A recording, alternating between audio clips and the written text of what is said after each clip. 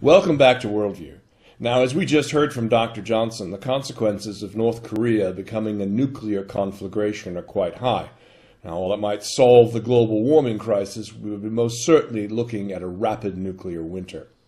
Joining us in the program now to discuss developments from the perspective of the, quote, target nation, close quote, is Rick Spisak. Rick is the head of the Progressive News Network, and his program broadcasts every Sunday evening at 7 p.m. Eastern. That's 2300 or 11 p.m. Universal Time GMT. And you can find Rick's program at www.newmercurymedia.com/pnn.html. Now, full disclosure, I've been a guest on Rick's show talking about the Middle East and other issues. We wanted to hear from him on the impact of this North Korean scare, as we've seen in the U.S. media, and more broadly. Rick is based in Florida, a decidedly purple state that has voted Democratic blue in the last two presidential elections, yet has a legislature and a state governor that is Republican red. And having lived in that state for almost 7 years in the 1980s, it could not be more diverse. Rick's Progressive News Radio was created to further unite the progressive community there by promoting an exchange of information statewide.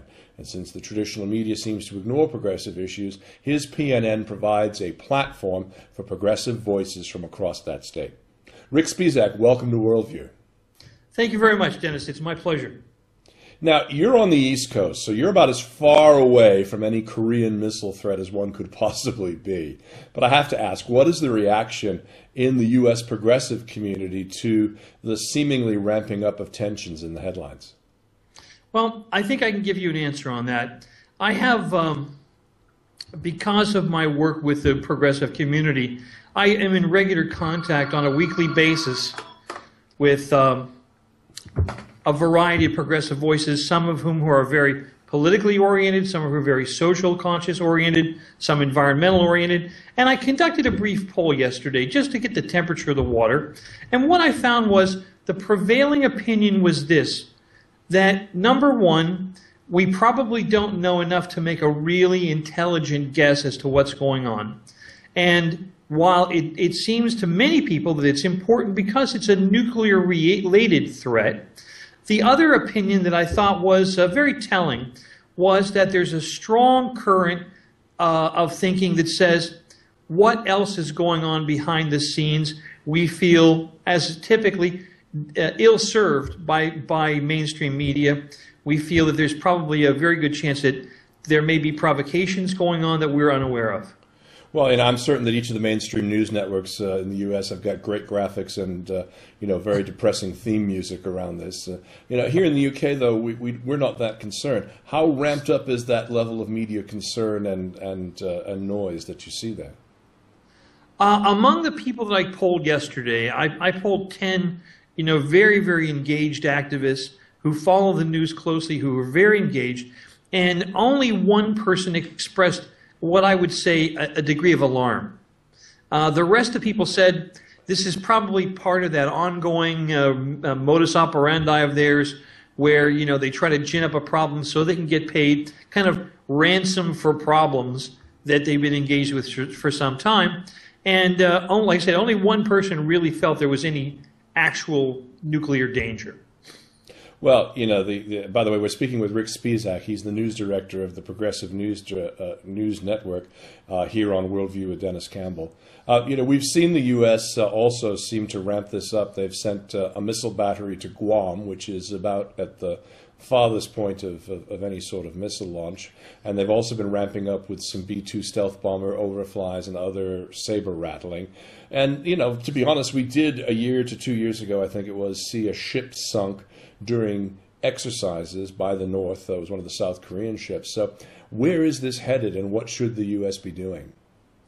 The most cynical views that I heard were people saying, well, with the wrap-up of the two wars in the Middle East, we need a new front, You have to put all those hawks back to work. There's hawk propaganda yet to be rolled out. Yeah.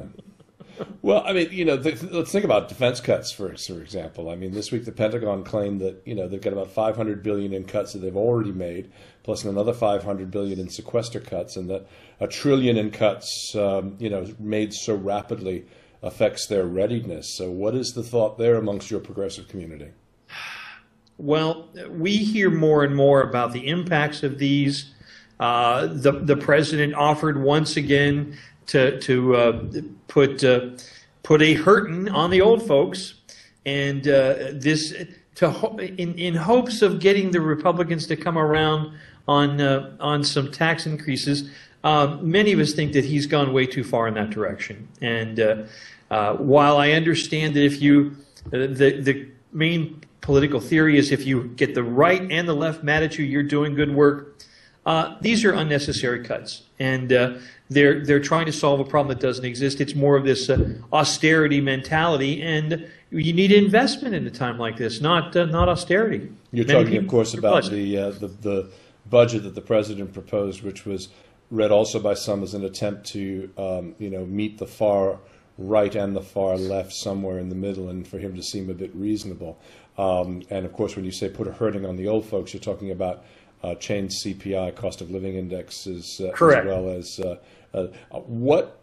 what's being said though amongst the community, amongst where cuts in the budget should come from. Let's shift away briefly for Korea for a second, but where should these budget cuts actually be coming from? Well, many of us have concluded some time ago that we have a gold-plated military industrial complex that there never seems to be a failure to find money for war. Never seems to find a problem finding money for mercenaries or this international policeman mentality, or at least supporting those important corporations in their needs overseas. So that's the place that many of us would like to see the cuts. And unfortunately, the current regime doesn't seem inclined to that. And we have some terrible things going on at the state level. Republican hypocrisy on full display. While the official Republican meme is we like small government, we like local government, we don't like the one-size-fits-all. Yet here we have our Florida legislature who's just said we are cutting local control. We're going to trim back on any chance that a fair and living wage could be paid locally. All those work and wage rules will come from Tallahassee. A clear one more example of Republican hypocrisy, but then again, for those of us who watch, nothing new there. Well, it's going to be interesting to watch. I want to thank you, Rick, for coming on our program today.